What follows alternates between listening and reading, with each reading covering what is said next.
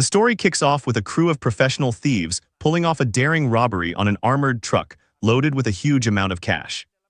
After collecting all the money, one of the robbers, Devon, demands a bag for himself as his share of the loot. He tells the others that he'll meet them later at an airfield, where his girlfriend, Veronica, has already been waiting for him so they can make their escape. When Devon finally reaches the airfield, chaos is breaking loose all around them. He and Veronica wait for the rest of the crew to arrive so they can split up the stolen money. But the others are taking their sweet time. With no sign of them, Devon starts getting suspicious. So, out of curiosity, he decides to open the bag and see exactly what they've given him. And judging by what's inside, let's just say this isn't quite the jackpot he was expecting.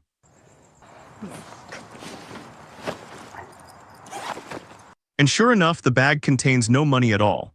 Instead, Devon finds a pile of old books inside. Yep, he has officially been played. His own teammates have set him up and reported him to the police, leaving Devon to deal with the consequences of the robbery all by himself.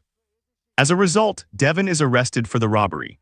His former friends deliberately framed him so they could keep the stolen money for themselves without having to give him his share.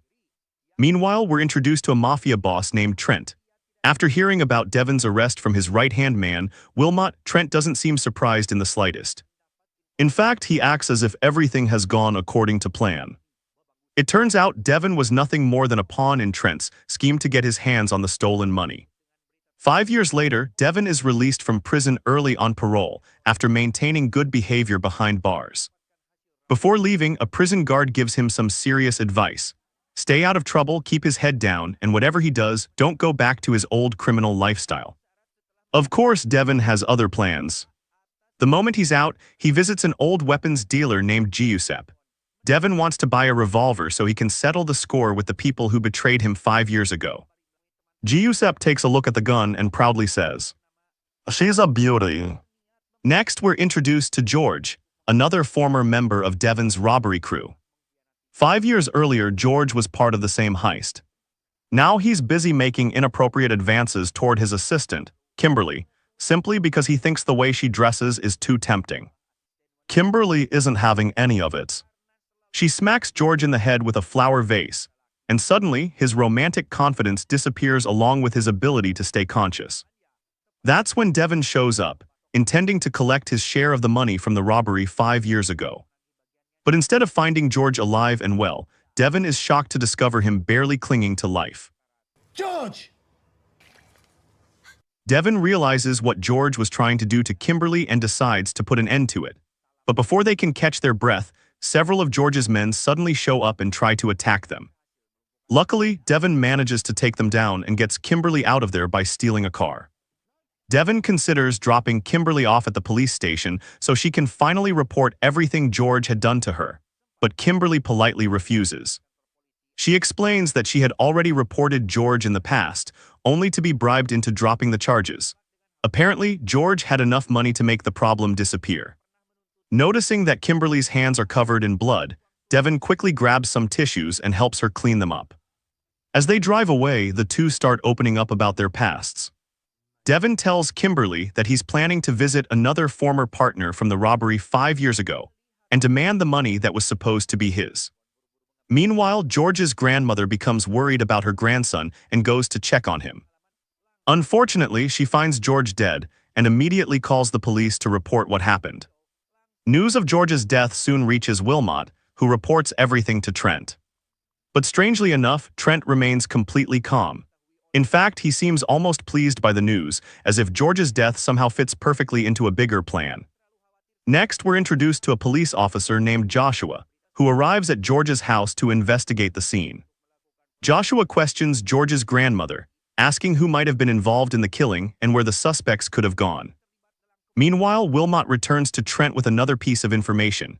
Devon, the man they sacrificed during the robbery 5 years ago, has just been released from prison.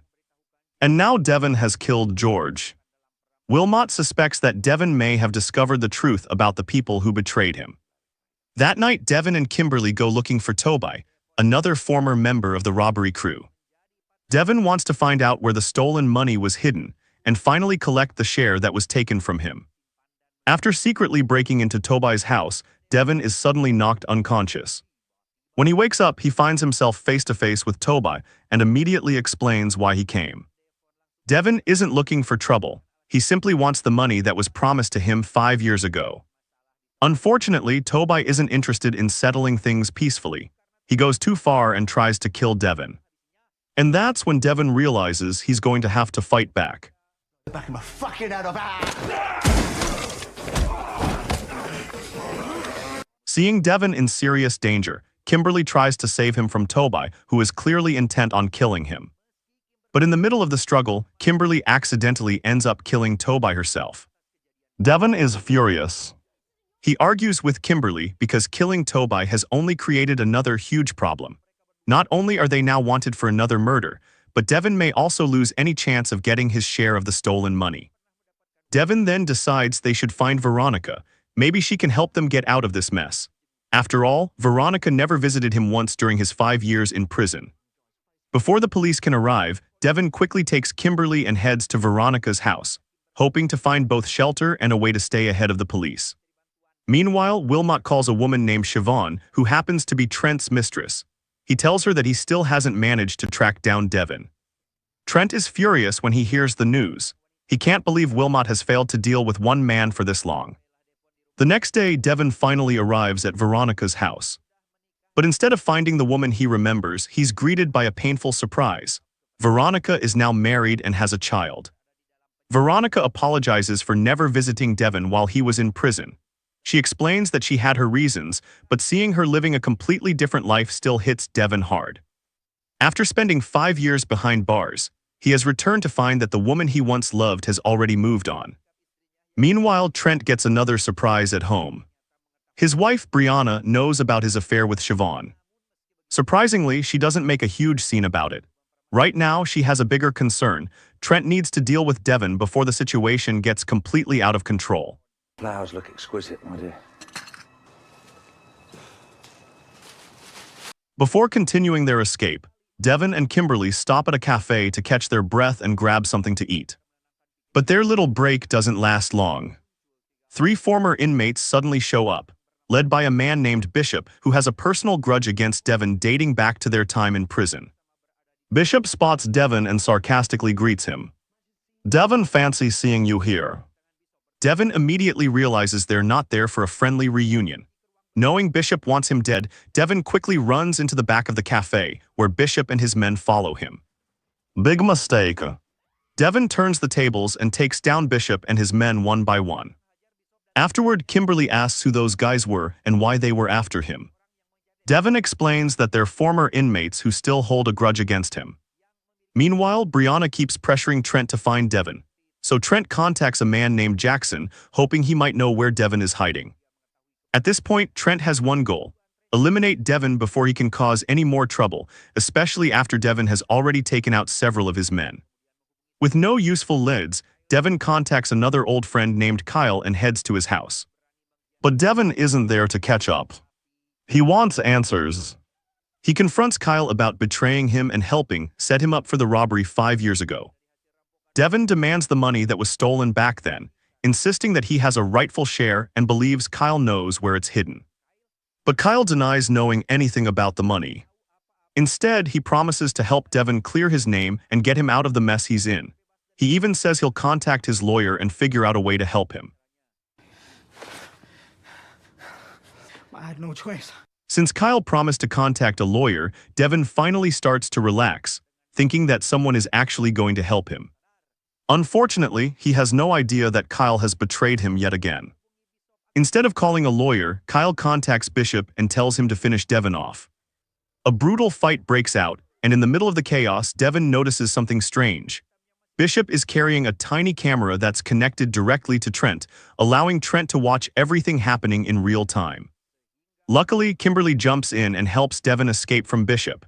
The two quickly flee Kyle's apartment just as the police arrive to arrest Devon. Later, Devon and Kimberly end up at a carousel, the very place Devon once dreamed of taking Veronica on vacation. Exhausted from everything that has happened, Devon lies down on one of the carousel seats to catch his breath. He tells Kimberly about his old dream of taking Veronica on a trip, a dream that now seems impossible because she has married someone else. Kimberly listens with genuine sympathy. For the first time, she begins to understand just how much Devon has suffered. His entire life seems to be filled with betrayal, disappointment, and people taking advantage of his trust. Then late that night, while Devon and Kimberly are resting, the carousel suddenly lights up. Trent and Wilmot have arrived. And they aren't there to enjoy the rides. They're there to kill Devon. Wilmot explains that they're after Devon because he supposedly killed one of their business partners. But Kimberly finally speaks up and reveals the truth. She tells them Devon didn't kill any of those people.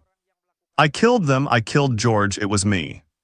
Kimberly explains that George had tried to assault her, leaving Devon caught in the middle of a situation that spiraled completely out of control. Trent has heard enough. Losing patience, he orders his men to kill Devon immediately. But just before they can carry out the order, Jackson suddenly arrives and takes down Trent's men. The next morning, while Trent and Wilmot are relaxing at the office, Brianna suddenly walks in and tells them that someone has come looking for Trent. And this time, Trent isn't going anywhere. Jackson has turned him over to the police on charges including abuse of power, attempted murder, and several other crimes. More importantly, Jackson has evidence. He hands the police a recording of Trent's conversation from the previous night, clearly capturing Trent ordering his men to kill Devon and take the stolen money for themselves. 6 months later, Devon is back in prison, this time facing charges for multiple killings. But Kimberly comes to visit him. She promises to wait for Devon until he gets out. Because despite everything that happened, Kimberly believes Devon is still a good person who was pushed into a terrible situation after being betrayed by the people he trusted most. To be honest. I know you do. Who knows? Maybe paradise is worth the wait. Think about that. Never go on one of those carousels as long as... Honestly, this movie feels like a giant reminder that trusting the wrong people can be more dangerous than getting locked in prison. Devon starts out as a criminal, but the biggest problem isn't really the robbery. It's the people around him. His own friends betray him, frame him, steal his money, and basically leave him to take the fall. 5 years later, he gets out of prison thinking he can finally get his life back, only to discover that almost everyone connected to his past has another surprise waiting for him. And somehow, every time Devon tries to fix one problem, 3 new problems spawn like they're coming with a free trial subscription. But there's an important lesson here. Betrayal can change a person, but it doesn't have to define who they become. Devon spends years surrounded by criminals and violence, yet Kimberly is one of the few people who actually sees the good side of him. She doesn't judge him simply by his past. Instead, she understands that Devon was repeatedly manipulated and betrayed by people he trusted. That also brings us to another lesson. You need to be careful who you trust, but you shouldn't stop trusting everyone just because a few people hurt you. Kyle is probably the perfect example. Devon gives him another chance and Kyle immediately betrays him again. At that point, Devon probably needs a lawyer, a therapist, and maybe a new friendship application form. The movie also shows that revenge doesn't always give us the closure we expect. Devon spends much of the story chasing the people who ruined his life, but the more he gets involved, the deeper he falls into the same criminal world he's trying to escape. So in real life, the lesson is pretty simple. Don't let someone else's betrayal turn you into the person who hurt you. And finally, Kimberly's character shows us the value of compassion. She doesn't excuse Devon's mistakes, but she understands his circumstances. Sometimes, having just one person who genuinely believes in you can make the difference between giving up and trying again. In the end, Devon's biggest victory isn't getting revenge or finding the stolen money. It's realizing that he still has a choice about who he wants to become. Because life may knock you down, betray you, and occasionally throw a criminal gang at you before breakfast. But as long as you don't give up, the story isn't over yet.